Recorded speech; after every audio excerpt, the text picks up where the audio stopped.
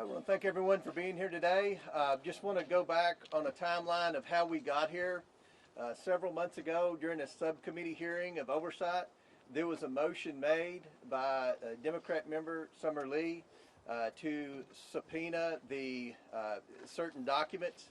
Then the motion was amended by Scott Perry to include subpoenas for various names. I think there were 8 names originally, including Bill and Hillary Clinton.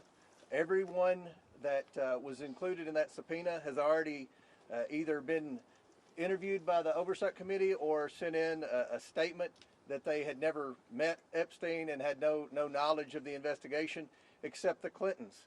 We worked for 6 months to get the Clintons to come in, and then they acted like they were going to come in, and then they didn't show up. And obviously we moved to hold the Clintons in contempt.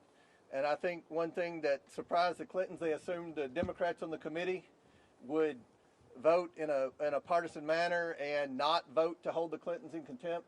And what they learned was a majority of the Democrats on the committee either voted to hold the Clintons in contempt or voted present.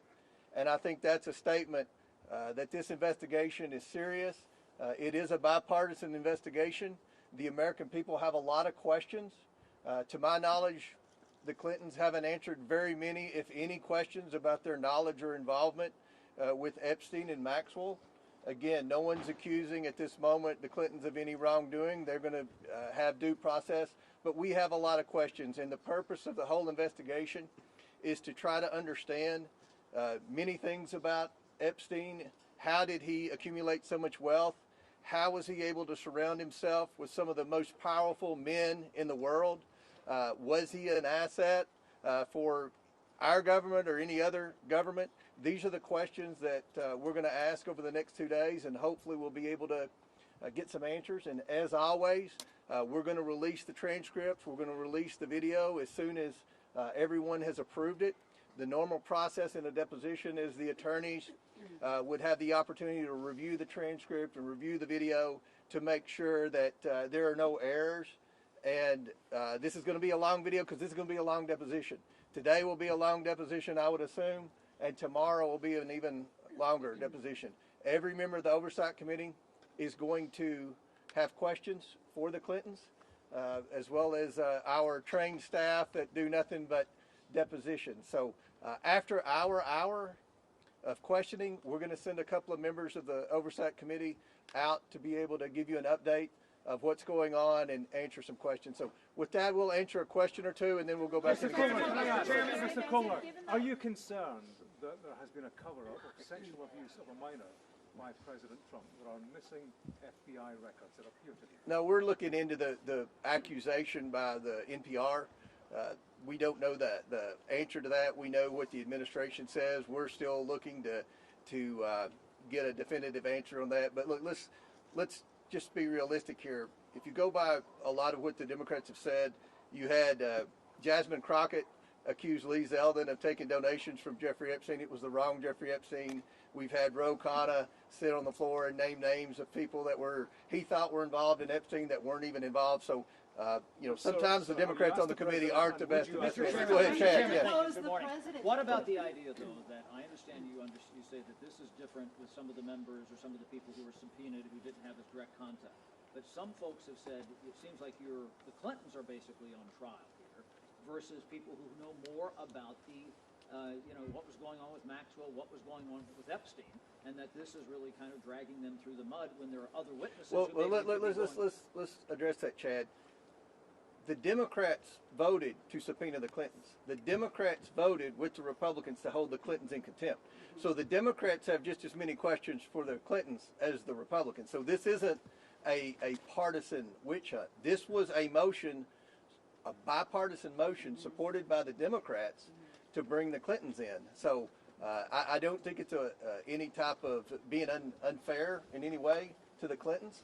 They've never answered questions, unlike President Trump, who gets questioned every day by just about every one of you about his knowledge or involvement with Epstein. To my knowledge, the Clintons haven't answered very many questions about it. So we'll do one more question. Go ahead. In the spirit of bipartisanship, would you then ask the Commerce Secretary Howard Lutnick to come testify? It seems like he has some information.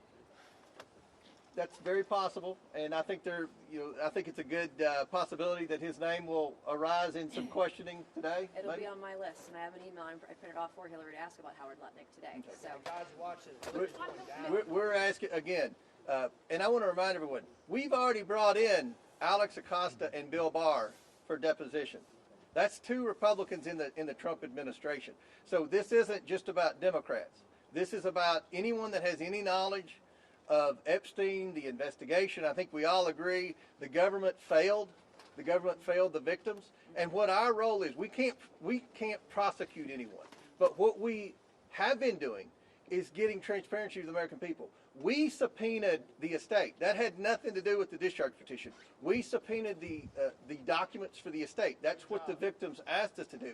And what you're seeing is there is accountability finally happening. You've seen at least a dozen very powerful people, men and women, who have already resigned, many in disgrace from their board positions. So we're seeing accountability, but we have a desire to see a lot more accountability. We want to get the answers, and hopefully the next 2 days will be a step in the right direction on our investigation.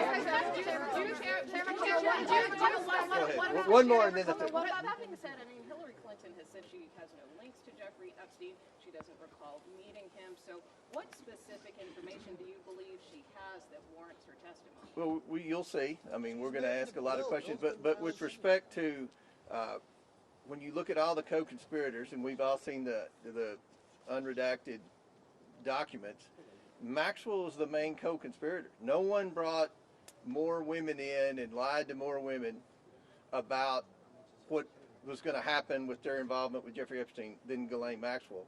We know that obviously Maxwell was a guest at Chelsea Clinton's wedding. There weren't many people that went to that wedding, so again, we're not accusing Hillary Clinton of wrongdoing. We know that Jeffrey Epstein said many times in emails that he was the first person to raise money for the Clinton Initiative, the Clinton Foundation, that he solicited money at some of his properties for the Clinton Foundation. Again, that's not saying anything's illegal, but there are a lot of questions pertaining to Secretary Clinton with respect to Epstein and his involvement in the Clinton Initiative and her relationship with Ghislaine Maxwell. So we'll come out every hour when we get finished, and different members will update you and answer any questions. Thank you all. Why weren't the Clintons forced to go to Washington and taxpayers spent all the way here?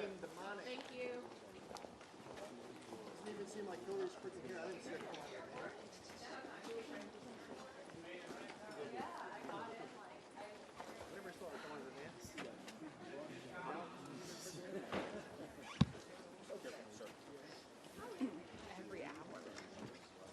Thank you. You got it.